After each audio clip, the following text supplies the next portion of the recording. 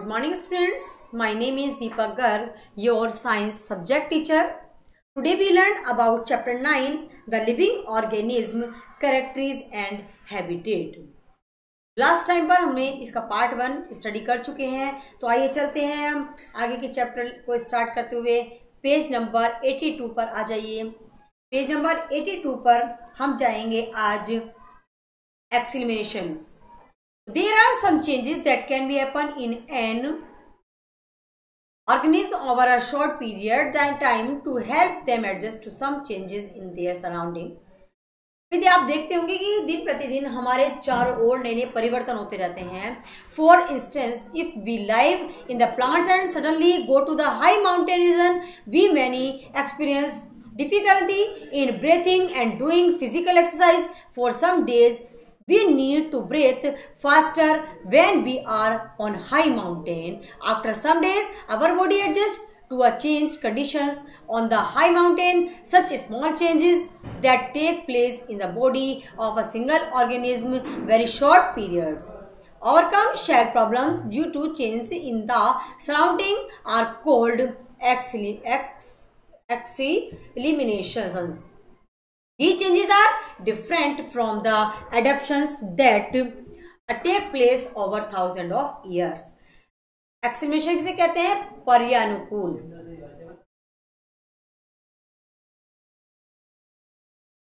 पर्यानुकूलन। तो आपने कई बार नोट किया होगा कि जब हम मैदानी क्षेत्र में रहते हैं और अचानक ही ऊंचे पर्वतीय क्षेत्र में चले जाएं, तो कुछ दिनों तक श्वास लेने में या शारीरिक व्यायाम में हमें असुविधा फील होती है। तो पहाड़ पर हमें तीव्र गति से श्वास लेना पड़ता है। कुछ दिनों बाद हमारा शरीर पर्वतीय क्षेत्र के अकॉर्डिंग भी हो जाता है। कुछ सांस लेने में कोई परेशानी नहीं होती है। अल्प समय में किसी एक जीव के शरीर में होने वाले छोटे छोटे जो परिवर्तन होते हैं वो हमारे कहते हैं पर्यानुकूलन। Animal that live in water are called the aquatic habitat. जो एनिमल हमारे पानी में रहते हैं उनको कहते हैं हम एक्वेटिक हैबिटेट, यानी कि yes, lakes, river and oceans are some examples of aquatic habitat. There are large variation among terrestrial habitat like forests, grasslands, desert, coastal and the mountain region located in the different parts of the world.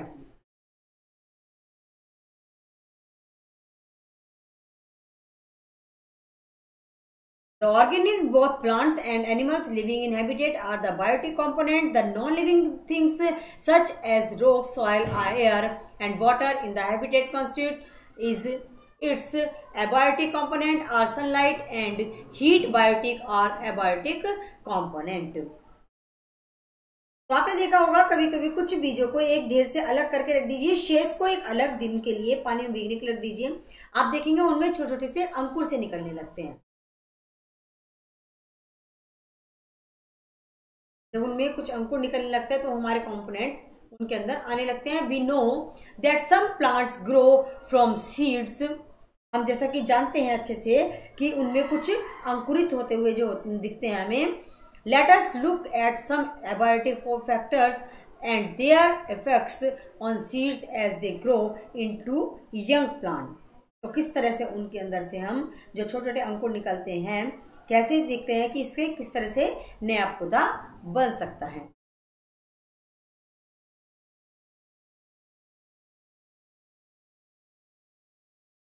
Activity 2 में जाइए, recall activity 5। We made sprouts from moong and chana seeds. Activity 5 में हमने देखा था, करके भी देखा था कि मूंग और चने की सीड को लीजिए। When the seed turn into the sprout, जब सीड यानी कि बीज हमारा स्प्राउट होने लगता है, it is said to have germinated. तो ये क्या कहलाता है? हमारा जर्मिनेटेड कहलाता है।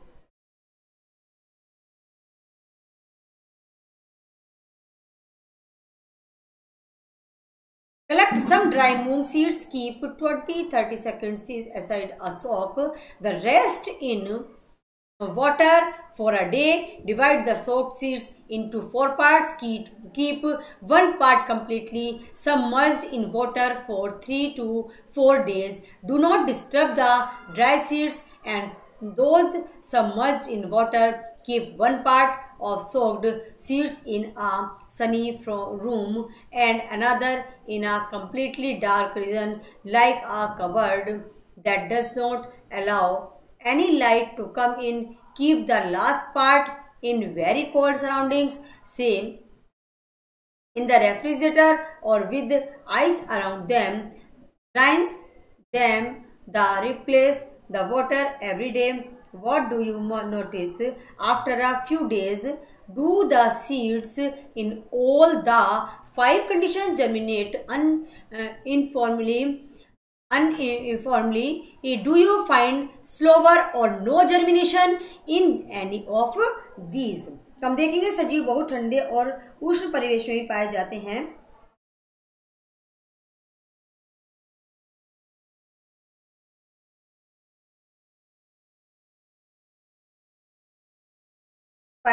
अनुकूल अल्पकाल में नहीं होता है। 1000 वर्षों की अवधि में भी किसी क्षेत्र में अजैव घटकों में परिवर्तन हो जाते हैं।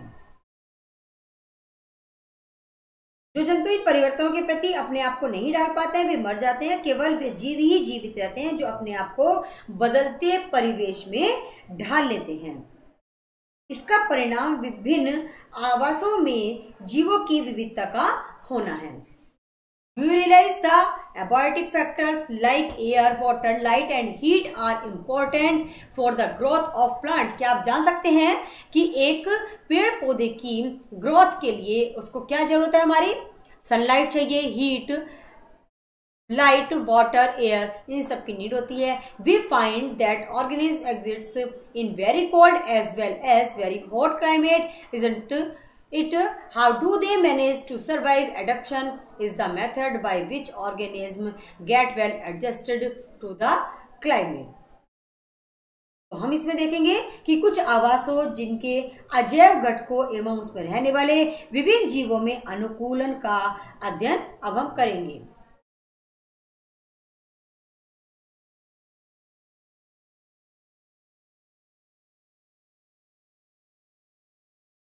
So short time because the abiotic factors of the region also change very slowly. Those organisms which cannot adapt, these changes die. The adapted ones survive. Organisms adapt to different abiotic factors in different ways. This results in a wide variety of organisms in different habitats. Let us look at some habitats understood the abiotic factors and the adaptations of animals in these habitats. Next आते हैं हम 9.3 पर a journey through different habitat, some terrestrial habitat. तो विभिन्न आवासों की यात्रा शुरू होती है। सबसे पहले आता है some terrestrial यानी कि स्थलीय आवास। डेजर्ट्स, मरुस्थल। डेजर्ट किसे कहते हैं? मरुस्थल। We discuss the abiotic factors of the desert and the adaptations in camels. What about the other animals and plants that are found in desert? Do they have the same kind of adaptations? तो मरुस्थल के अजैव घटकों एवं ऊंट के अनुकूलन के विषय में हम पहले भी चर्चा कर चुके हैं। मरुस्थल में पाए जाने वाले अन्य जंतुओं एवं पौधों में क्या होता है? क्या उनमें भी इसी प्रकार के अनुकूलन पाए जाते हैं? There are desert animals like rats, snakes, which do not have long legs that a camel has to stay away from the intense heat during the day. They stay in burrow deep in the sand. These animals come out only during the night when it is cooler. Figure 9.5 shown some typical plants that grow in a desert. How are these adapted to the desert? चित्र 9.5 में देखिएगा आप some typical plants that grow in desert, जो कि desert में होते हैं। आपने सुना होगा कैक्टस, जितने भी कांटे वाले पौधे हैं वो सब डेजर्ट में ही उगते हैं। एक्टिविटी 3 होती है हमारी bring a potted cactus and a leafy plants to the classroom, tie polythene bags to some parts of the 2 plants as was done for activity 4 in chapter 7 where we studies transpiration in plants. Leave the potted plants in the sun and observe after a few hours. What do you see? Do you notice any difference in the amount of water collected in the 2 polythene bags? तो आप इसमें क्या देखेंगे, क्रियाकलाप 3 में हम जानते हैं कि एक गमले में लगाए कैक्टस और पत्तियों वाला एक पौधा कक्षा में लाइए। दोनों पौधों के कुछ भाग को पॉलिथीन से ढककर उसी प्रकार बांधिए जिस प्रकार से लेसन 7 में आपने क्रियाकलाप 4 में पौधों को वाष्पोत्सर्जन का अध्ययन करते हुए बांधा था। गमले में लगे पौधे को धूप में रख दीजिए। कुछ घंटे बाद इसका परीक्षण कीजिए। आप देखेंगे, आप दोनों पॉलिथीन थैलियों में एकत्रित जल की मात्रा में कोई अंतर देखेंगे। मरुस्थलीय पौधे वाष्पोत्सर्जन द्वारा जल की बहुत कम मात्रा निष्कासित कर पाते हैं। मरुस्थलीय पौधों में पत्तियां या तो अनुपस्थित होती हैं या फिर बहुत छोटी हो जाती हैं। पौधों में पत्तियां कांटों का रूप ले लेती हैं। इससे पत्तियों से होने वाले वाष्पोत्सर्जन में होने वाला जलहास की कमी हो जाती है।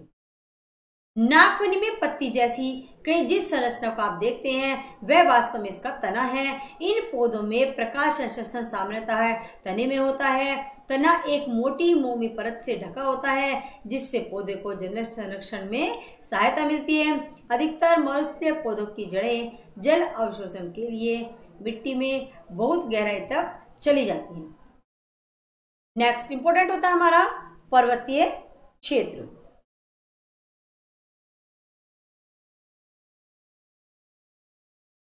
माउंटेन रीजन यानी कि पर्वतीय क्षेत्र। These habitats are normally very cold and windy. In some areas, snowfall many take place. In winters, there are large variety of plants and animals living in the mountain region. Have you seen the kind of trees shown figure 9.6 में, जैसा आप देख रहे हैं? If you live in mountain region or have visited one, you may have seen a large number of such trees naturally grow in other region. How are these trees adapted to the condition prevailing in their habitat? तो देखिए, आप इसमें क्या देखेंगे पर्वतीय क्षेत्र में कि ये आवास क्षेत्र सामान्यतः बहुत ठंडे होते हैं और इनमें बहुत तेज हवा चलती है। कुछ क्षेत्रों में शीतकाल में हिमपात भी होता है।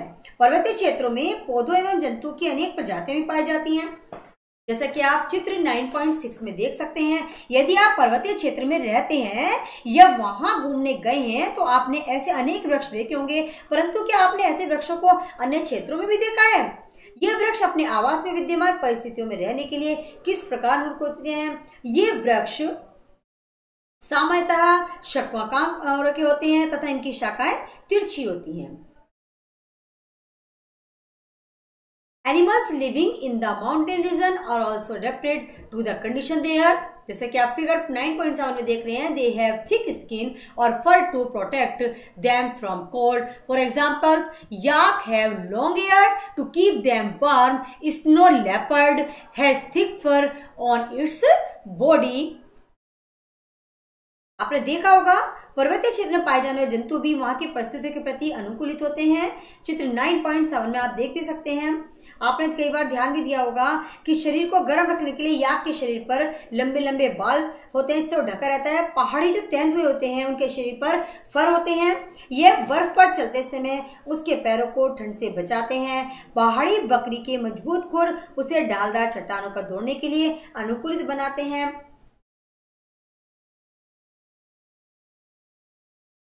स्टूडेंट्स, आज के इस चैप्टर को यहीं स्टॉप करते हैं। आगे का चैप्टर नेक्स्ट टाइम पर करेंगे। आई होप सभी अच्छे से बुक को रीड करेंगे, वीडियो को वॉच करेंगे। Thank you everyone.